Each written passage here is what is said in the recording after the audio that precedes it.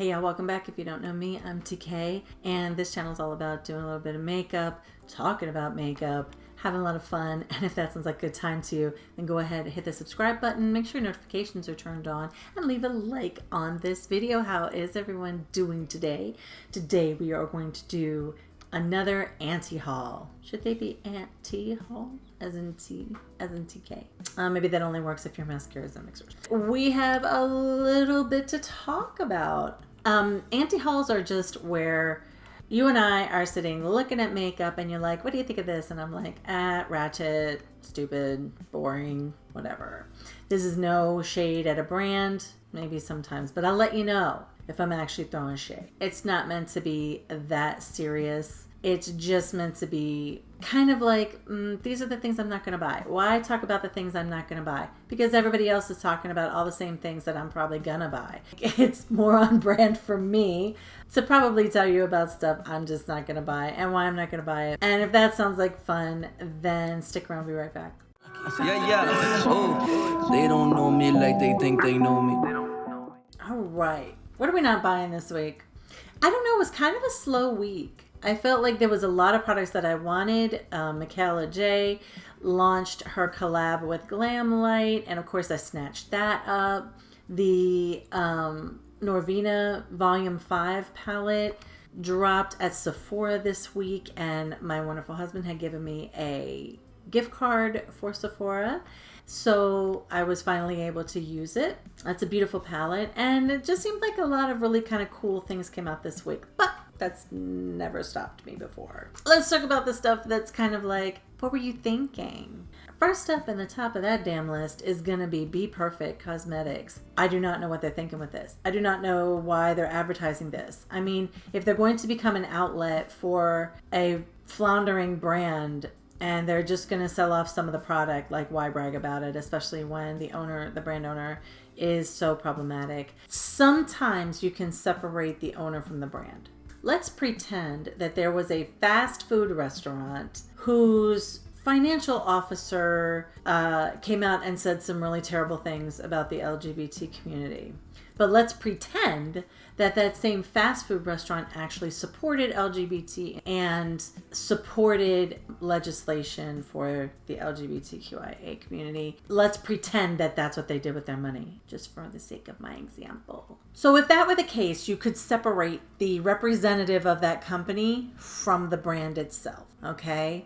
Because you have to look at overall, is the brand doing a good thing in and of itself, or does this guy actually reflect the brand's activities and where they spend their money? Kind of have to think of it that way. But some brands are so closely entangled with their owner that you kind of can't do that. There isn't any way to separate the brand from its owner. And I feel like this is just one of those times. I feel like this is just a person who is far too problematic, has been disingenuous to the makeup community, has just not shown that they give a shit enough about some very deep subjects that their brand really is just entangled with that same mess as well. There isn't any board of directors. There isn't anything to separate him from the brand. And so the fact that the brand sales have been suffering, to me, is legit. That is my opinion.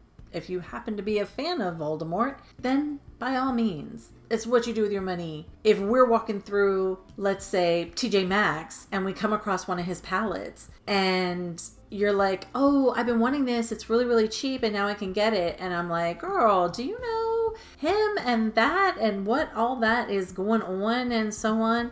And you're like, still want it. I'll be like, whatever, it's your money. Do you see? So that said, I'm just not sure. So that said, and all the drama and all of the backlash that has been going on with him and his brand, like I don't get why Be Perfect is out there like, look what we're doing. That's gonna be a no from me. I don't know. So they don't sell him in TJ Maxx here in America, but they do. I believe some of his palettes have turned up at TK Maxx in the UK, and TK Maxx did not come up and go, look what we're doing. I just feel like this is not a good look for Be Perfect. Next, let's talk about Revolution Beauty. I like Revolution. I've bought a lot of stuff from them. As a brand, I think they're great. I think they provide high quality makeup at a very low price. I do think some things are a little bit hit or miss in terms of quality. I feel like the I Heart products are not as high quality as the rest of their line. I bought the Alexis Stone palette, which despite what I think of Alexis Stone, the palette is very good. I've bought several Revolution palettes. I have not tried anything in the new one, the Revolution X brand. I haven't tried anything like that. So if you've tried it, leave a note and let me know about the quality of that. But I've had no problem with the quality of their products. Okay, so let's talk about the Revolution X Bratz collab. More playing into nostalgia. I guess I can't really criticize too much because I bought the SpongeBob palette from Wet n Wild and I bought the SpongeBob palette from Ipdot. Big SpongeBob fan. If you're a huge Bratz fan, fine. I did not see the character palettes that they have. So they have 4 character palettes. They have a Chloe palette, Jade, Sasha, and Yasmin palette. Those palettes are great. I didn't see the purpose of the big palette, unless if maybe you just sort of wanted a sample from the others. But the one that I really would pass on out of this collection would be that big palette. I just don't see the point of it. There's a bit too many neutrals. I didn't feel like it represented the show as much as the 4 individual palettes. It's a cute collection if you're into Bratz, of course. I will say this, they did a good job of representing the color story from each of the characters. KVD Beauty, the Planet Fanatic palette. I don't have a problem with KVD Beauty. That tattoo liner, I know that came out from under Kat Von D, but I can't help it. It's honestly the only felt tip liner that I can even use. As I said before, I have no problem with KVD Beauty. I bought their Edge. I do think they're a bit pricey. I just think they're a bit pricey, but I can be a cheap ass too, so you know, it's hard to judge. I bought the Edge of Reality eyeshadow palette and it went on sale for $10. So probably shouldn't question why I bought that. The packaging is amazing. The colors are amazing. There's this beautiful, beautiful duochrome down here. Lots and lots of shimmers. I mean, I just felt like that color story was universal. And honestly, I like the quality. I'd never tried any eyeshadow palettes from KVD, and I really liked it. So I don't have a problem with the brand. I know that they're going through some growing pains right now. And coming from a manufacturing standpoint, I understand what it is to have inventory that you really need to get rid of. You don't want to repackage. Packaging can be expensive. So I understand that they're trying to sell what they had under the old packaging and move into new packaging. I get all that. And I don't fault them for that, really. They did what was important. Again, this is one of those times when you have to separate the brand from the person who used to be part of them. I mean, she's not even part of them. So, but this Planet Fanatic, I don't get this palette. I'm struggling to understand it. I don't know if it's supposed to be... First of all, I feel like the packaging is kind of cheap. When I got the packaging on this is all embossed. This gold overlay. The way that this is packaged, this is recessed. This is raised, right? And so that goes up into the box and protects the shades. You've got all the shades on the back. Beautiful printing, beautiful packaging. This looks like it was done by Wet n Wild. Just no offense. But this plastic packaging, I mean, do you see any similarity at all? On top of that, I don't understand the color story. It's somewhere between like a camouflage and a golden hour. Like I couldn't quite, it's like gray and black, but then there's sort of orange and reds and there's some golds in there that don't really look all that great. So I'm just not getting the color story, but obviously if you like it, you like it. I bet you that the quality of it is good. I just can't wrap my brain around the color story or how I would use it. Well, that's not the first thing I can't wrap my brain around. But this is definitely one of those things that I'm not going to pick up. No shade to the brand. Moving on. So a new palette, Earthly Desires, is being launched by Playing in Makeup by Yolondo. Never heard of this brand, so checked them out, checked out their website. For an indie brand, they have a lot of variety, a lot on their website. I was very encouraged to see that they have several big palettes, like big rainbow palettes. And it looks like they launched some, earlier on, and those are sold out, but they have other palettes that have kind of replaced them, and I gotta give it to them for that, because a lot of times these indie brands will start and they'll have some great palettes in the beginning, and they'll sell out and they'll never restock, or they'll never do anything comparable to it again.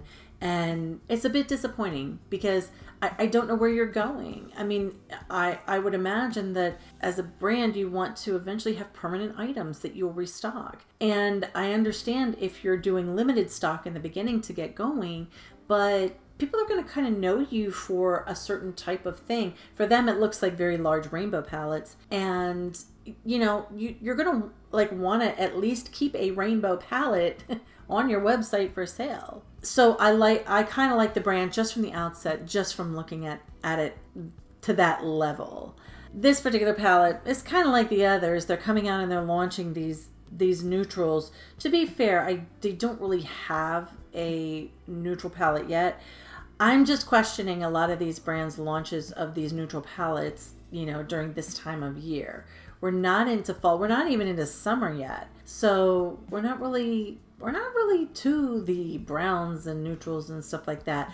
That said, for this brand, it's going to be a great addition to their offerings that they have now. And I am excited to start following them and seeing where they're going to go next. Because the palettes that they already have, they do have some beautiful, colorful palettes. I'm probably going to have to check those out. But this Earthly Desires, I think that would be a pass for me. And then there's Melt with the Brunch collection.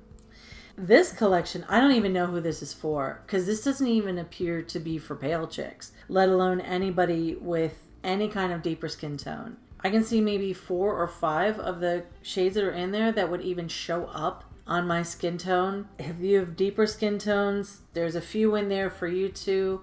I don't know where this palette is going. Once again, it's a bunch of neutral toned browns, grayish browns. And if I'm not mistaken, Melt just came out with a Mary Jane palette that was sort of greenish neutrals and gray greens. I don't know what they're doing. I don't know where they're going with this. I also feel like Melt is a little bit overpriced, but whatever. If you like them, you like them. I think their quality is hit or miss for their pricing. Although I do have one of their stacks that I like a lot. I feel like the stack had good quality. So this is so much a pass for me, and not just because, it's more golds and neutrals and here we are in summertime, and yes, I've been saying that like on repeat, but this one, I don't even know what skin tone you'd have to be to wear it. I just don't feel like it's very functional. For the pricing of it, I don't even know who this was directed at. So yeah, no. Equally no, and equally neutral, and equally gray, and equally grayish, greenish, whateverish, and so on is the Camo collection from KKW. That is not a brand that I support. I get nothing against them, making their money. I have a thing with making stupid people famous. I don't get this. I don't get the whole pantyhose thing with your pant. I get it because I know how she got famous. But I don't get it in conjunction with this. You don't have to do that anymore, is all I'm saying. And this just looks neutral and boring. Even the shimmery pencils just aren't. I have yet to really see something super exciting from this brand. And to be honest, if they came up with something that was just, knock your socks off, fine. So that's just not my thing, but if it's your thing, then you might like the Camo collection. I think even in my meager collection, I could probably dupe this out. Maybe I'll do that, I don't know. But this is definitely a no from me. Okay, but I'm gonna give them one thing. Their highlighters are really amazing. Okay, that Champion highlighter, it's like a shimmering golden champagne highlighter. It puts me in mind, all their highlighters really put me in mind of the Jaclyn Hill highlighters. And honestly, I mean, I feel like they're a bit pricey, but they are kind of big. So I have to give it to KKW Beauty definitely for their highlighters. Next up on the list is one that I was really sad about this one. I was really sad. This is a ColourPop release. I love ColourPop. Bought lots of it. Just bought their High Tide palette, which I love. This look is not from High Tide, even though it looks very oceanic. I know, thanks. But if you're interested in this look and how we got here, and you want to take the journey with me, tune in Wednesday for Broke-Ass Reviews, and you can find out what palette this came from. Back to, what was I? How did I get here? Oh, I got it from High Tide ColourPop. This is a new ColourPop release. These are the neon electric. So they're 5-pan palettes. ColourPop, let me explain something to you. I feel like I need to show you this. This is a neon palette. If somebody was gonna go neon, there you go. Neons. Right? Okay? Let's see if I can get them. Okay. That's a neon palette. This one's probably more neon-y than the other one. Okay? So when you say we're going to do a neon palette, we're not expecting 4 neutrals and a pop of neon. I do not get that. What I expected was maybe a couple of neutrals, because everybody seems to feel compelled to do that. And then the rest would be neon maybe, but I did not expect a bunch of browns, neutrals, and a pop of neon. And then you have nerve to call the palette Neon Electric. It's more like neon, like spark, neon buzz, neon battery maybe, but electric's going a bit far. That's all I'm saying.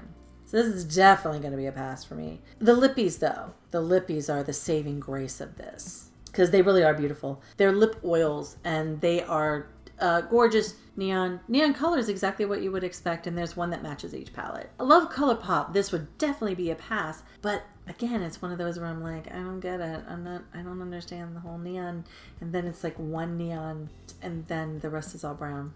So that said, the entire collection, if you wanted to get all 3 palettes, is $27. So what is that, like $9 a piece? Very inexpensive. Then if you wanted to add the lip oils, the entire collection with lip oils and the palettes is $48. I will say this. They did a really good job of matching those neutrals with the pop of neon that is in the palette. So in the pink palette, the browns are cooler, and in the orange palette, they're much warmer. In the green one, they're on the warm side. They're kind of somewhere in between. So I'll say that it was definitely thought through to that level. For me, it's a pass, but if you like it, you like it. Get it. You can use like Trend Mood to get 10% off or something like that, so you can get it even cheaper.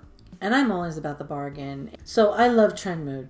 I absolutely love Trend Mood. Trend Mood keeps me up on all the new stuff. They're always so positive about launches. And sometimes I do wonder, I don't know who manages the page, but sometimes, especially in cases like this, I have to wonder, like, you wrote all this, you did this whole post and everything. Did you not at once go, why?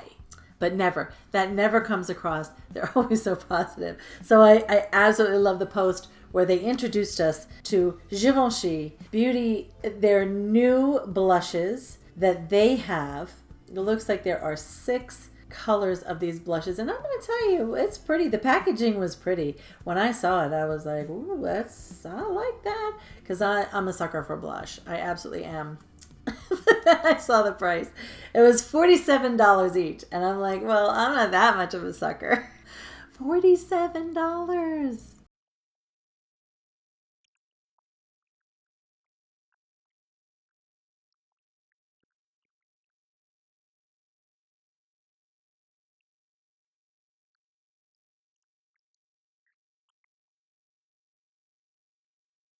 $47 for one of these blushes. I don't know how big or deep a blush would have to be for me to think $47 was reasonable. That said, but I love Trend Mood. They're like complementary, illuminating tones. They blend beautifully. They wrote this, copywriters over there, right? They could just be copying from the brand page. I don't know, that's what I would do. And then they listed all the colors, and then they said, what did you get? And I'm like, I got a rash once I found out they were $47 because I couldn't believe that. Givenchy. Do they still command that kind of pricing? I don't know. The other thing that I do have a problem with these, and one of the biggest reasons I wouldn't buy these or any other loose blush is it's loose. When are we putting it on? If we're putting it on after our foundation, then we're dipping in and we're tapping off, and that's a waste of product, okay? If we're putting it on after our foundation and we get fallout, how do we then manage that? It is a loose product. So loose blush just doesn't make a lot of sense to me. I just think that's a lot of trouble. And $47, it should be easy to use. It should, honestly, for $47, it should just march out of the pan and put itself on my face perfectly and flawlessly. So, final decision on Givenchy. I am gonna pass on that one. We're not getting that. And that is everything for our Antsy hauls this week. If you agree with me, great. If you don't agree with me, also great. Put all that in the comments if you want. Let me know what you think of these products and if there's any of them that you're planning to pick up. Also, come back and let me know if you try any. I'll watch your video and check it out and possibly see where I went wrong. I hope that you're taking care of yourself. I hope you're taking care of each other. And as always, I'll see you in my next one. Bye, y'all. Louboutin dripping, bleeding out my sneaks. Throw my crown at your face in case you forgot I was king. I hope it leaves a mark if you forget where you're destined to be. Higher than wings, flying outside of desert Syria.